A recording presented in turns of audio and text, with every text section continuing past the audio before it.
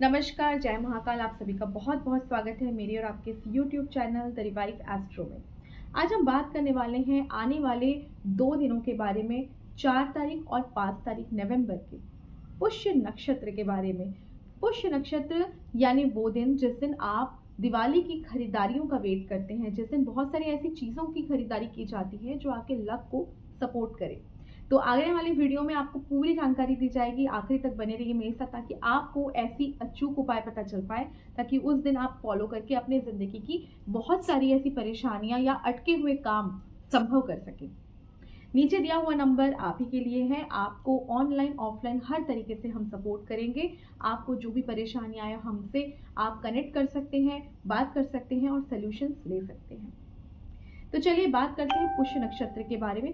पुष्य नक्षत्र एक ऐसा नक्षत्र है, टोटल 27 नक्षत्र जो हमारे वेदों में प्रेजेंट है, और उसके हिसाब से अगर देखा जाए सबसे ज़्यादा सर्वाधिक जो हम इम्पॉर्टेंट बोल सकते हैं वो है पुष्य नक्षत्र।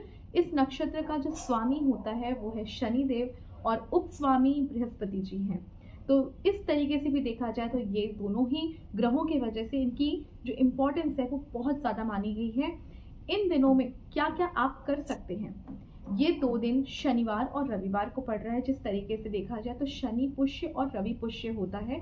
अगर पुष्य नक्षत्र जनरली देखा जाए बृहस्पतिवार और रविवार को पड़े तो ये सबसे शुभकारी फल देता है। और इसी तरीके से इस बार पुष्य नक्षत्र स्टार्ट हो रहा है शनिवार की सुबह 8 बजे से। तो जिस दिन शनिवार स्टार्ट हो रहा है उस दिन भी आप खरीदारी कर सकते हैं, लेकिन सबसे उत्तम समय रविवार का है। रविवार को पुष्य नक्षत्र आपको 11 बजे के पहले तक मिलेगा, यानी 11 बजे के बाद पुष्य नक्षत्र खत्म हो रहा है। आपको जो भी खरीदारी करनी है शनिवार के दिन भर या फिर रविवार के सुबह 11 बजे के पहले कर लेनी चाहिए। तो देख लेते हैं पुष्य नक्षत्र में किस किस चीज़ की खरीदारी की जा सकती है। सबसे पहली चीज़, अगर दिवाली की खरीदारी अगर आप करना चाहते हैं, ये दिन सबसे शुभकारी होगा। इस दिन आप दिवाली से रिलेटेड जितनी भी डेकोरेटिव चीज़ें हैं उन सभी चीज़ों की खरीदारी कर सकते हैं, कपड़े खरीद सकते हैं, पूजा की चीज़ें खरीद सकते हैं। दूसरी चीज़ है, अगर आपको सोने या चांदी से रिलेटेड चीज़ें खरीदनी है और अगर आपका पॉकेट अलाउ करता है तो ज़रूर इस दिन सोने या चांदी की चीज़ें खरीदें। तीसरी चीज़, अगर आपने कोई गाड़ी खरीदने का सोच रखा है तो वाहन खरीदने के लिए भी उत्तम समय है। घर बुकिंग के लिए बहुत अच्छा टाइम है। ज़मीन खरीद सकते हैं, आप कंस्ट्रक्टेड घर भी इन्वेस्ट कर सकते हैं। साथ में जो लोग इन सभी चीज़ों में इन्वेस्ट नहीं करना चाहते हैं और चाहते हैं कि आप बहुत छोटे इन्वेस्टमेंट कर सकें, तो आपको मैं रिकमेंड करूंगी कि कोई LIC की पॉलिसी, कोई FD या कोई SIP इस दिन ज़रूर खरीदें। अब बारी आती है उपायों की।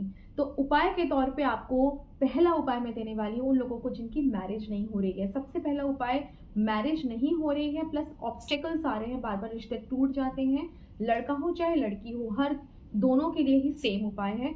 आपको कच्ची हल्दी की गांठ लेनी है और हल्दी की गांठ लेने के बाद एक गांठ लेंगे, इसमें आपको येलो कलर के पीले रंग के कपड़े में उसको रैप करनी है और माँ दुर्गा की उपासना करने के साथ साथ आपको सूर्य देव की उपासना करके इन्हें अपने साथ रखना है। आप इन्हें कहीं भी रख सकते हैं, अपने वॉलेट में, अपने पॉकेट में, अपने पर्स में या फिर अपने साथ किसी लॉकर में, तिजोरी में, लेकिन आपको इंटेंशंस देने हैं अपने शादी के।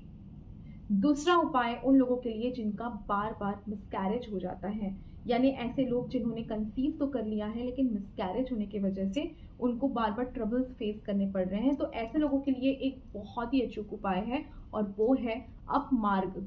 अपमार्ग एक जड़ी बूटी है जिसका जड़ आपको बहुत इजीली मिल जाएगा किसी भी शॉप में।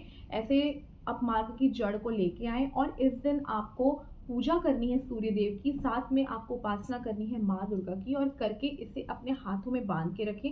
और वो लोग बांध के रखें जिन्होंने कंसीव कर लिया है या फिर कंसीव करने वाले हैं, प्लान कर रहे हैं, ऐसे लोग इन्हें ज़रूर बांधें ताकि आपके लाइफ में आने वाली जो अड़चने हैं जो बार बार आ रही है, कंसीव नहीं हो पा रही, कंसीव हो पा रही है लेकिन बार बार मिसकैरेज हो जा रही है, 5th हाउस की प्रॉब्लम है, ऐसे लोगों में हेल्प करेगा ये आपको कंसीविंग में।